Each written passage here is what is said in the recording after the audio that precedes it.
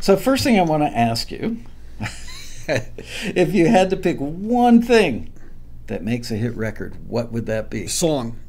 Yay. Without question. And by the way, that may not be something that a lot of people in the record business say now, because it's about the record sometimes, a lot of times right now.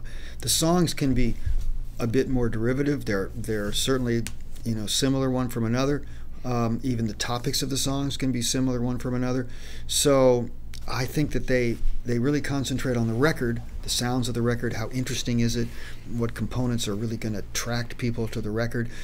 Dick Clark used to have on American Bandstand years ago a rate a record, a little scene in the television show. And, he'd play something, and then a guy and a girl would be up there and they'd rate it. And it got to be a cliche. It was something that everybody said, I'll give it an 80 because I can dance to it. Right? Prescient. That hasn't changed much. No. So there are those, and there's no disrespect intended to any of that. It's just that when you see Ed Sheeran, when you see Adele, Charlie Puth in some ways too. I mean, he may be a little more contemporary in terms of pop radio, but there are a number of people writing songs, actual songs with melodies and lyrics and stuff like that. And I think the public is not just hungry for it. I think they are absolutely starved for it, because when something comes along that is like that and gets a chance, it's become successful.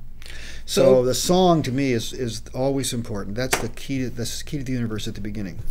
I've probably told you a story, but I'm going to repeat it because it underscores what you're saying. I think it was my very first day working in the industry. I was vacuuming the carpet in the lobby of Studio C at Criteria Studios in Miami. Wow. On the other side of the wall was Rod Stewart doing "Do You Think I'm Sexy?" And in the he was in the studio recording it. Yeah. Oh, wow. And Dwayne Hitchings had just come up with da da da da da da da da on the keyboard. Yeah. But Tommy Dowd and Arif Mardin were producing the record, Right. and I didn't know these guys, but I was 19 years old, and I see these two older gentlemen in their mid-50s, and they're playing pinball in the lobby where I'm vacuuming, and they seemed a little annoyed that I was vacuuming, but they looked like they were big time, so I turned off the what? I'd be annoyed. Yeah, but it's okay, whatever. And they were having a great game, by the way, like killing it, and I'm vacuuming because that's what my boss told me to do. Yeah. And I turned off the vacuum and I said, "Excuse me," very shyly, and they looked at me like, "Idiot, you just interrupted the best game of our lives." Yeah. What? I said, "You guys look like you know what you're doing. Can you tell me what it takes to make a hit record?" And I think it was Tommy Dowd said, "On the other side of that wall, we have one of the greatest artists of all time. We've got the best equipment money can rent. We've got the best studio players. We've got the best of everything. But I don't know if we're making a hit record." And then he pointed out a window. There's a warehouse complex about a half-mile away that you could see out this big picture window. And he said, "Somewhere in that warehouse is a kid with a TAC 4-track, and he is making a hit record. Do you know why?" And I said, He said, "Because he's got a hit song." So exactly here we are, 40 years later, hearing the same thing. A couple of days ago, I spent a long time on the phone with Clive. Yeah, and I hadn't talked Clive to him Davis. for, He tends to drop names Sorry. without the last name Sorry. because, Clive Davis. Sorry. And I hadn't talked to him for a while, and I met him when I was like 16, 17. Yeah. And we were talking about that very thing, about songs. And he's doing something with Jennifer Holliday, I think, right now. And he did something with Johnny Mathis fairly recently. But Clive's, of course, legacy and history, everyone knows. But the definitive songs, song man. Yeah, the songs. And Barry and I have talked about this, and Clive and I have talked about this.